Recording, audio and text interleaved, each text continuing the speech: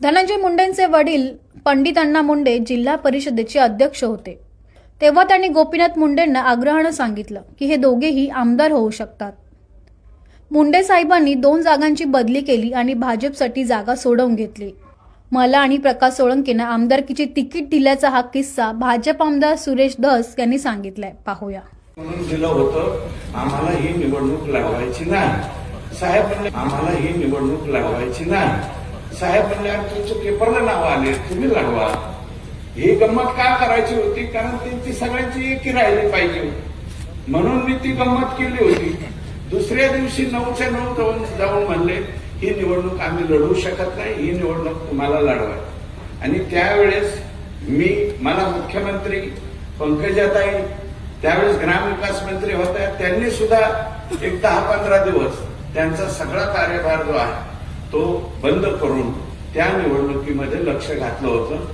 आणि सगळ्यांनी, सर्व नेते मंडळी जे म्हणून, आता जे माझ्या विरोधात होते ते विरोधातच काम करणार नाही, त्यांना मी दोष देऊ शकत नाही, कारण त्यांचा पक्षाचा उमेदवार होता। एक तर मूळ पक्षाचा जो उमेदवार होता त्यांनीच विड्रॉल केलं, म्हणजे नवरी जी आहे त्यावेळेस मंडपापर्यंत आली पण हार घालायच्या आधीच पळून गेली, बाजूला झाली। आणि नंतर दुसरे नवरदेव उभे केले त्यांनी, आणि दुसरी नवरी उभा केली, ती उभी केली आणि लोकांनी मतदान केलं। सर्व पक्षभेद विसरून, जातीभेद, धर्म असलं काही मनात न ठेवता मला सुद्धा सगळ्या लोकांनी मतं दिली। आणि विशेषतः जे मतदार पक्षाला मिळणार अशी मतं सुद्धा मोठ्या प्रमाणावरती त्यावेळेस मला मिळाली। मी काही दिवस राष्ट्रवादी काँग्रेस पक्षामध्ये असल्याचं निश्चितपणे त्यावेळेस मला फायदा हा झालेला होता, हे नम्रपणे सांगतो।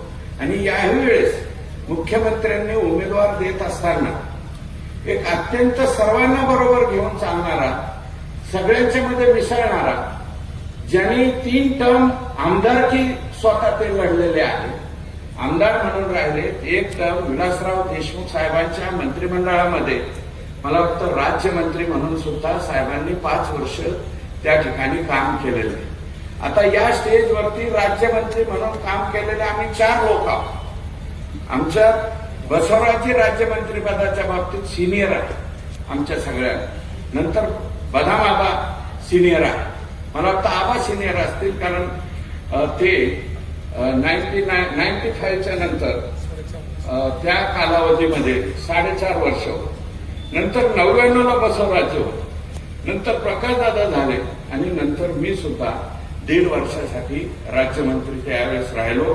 त्या 1.5 वर्ष राज्यमंत्री मताचा सुद्धा मला निश्चितपणे फायदा झाला।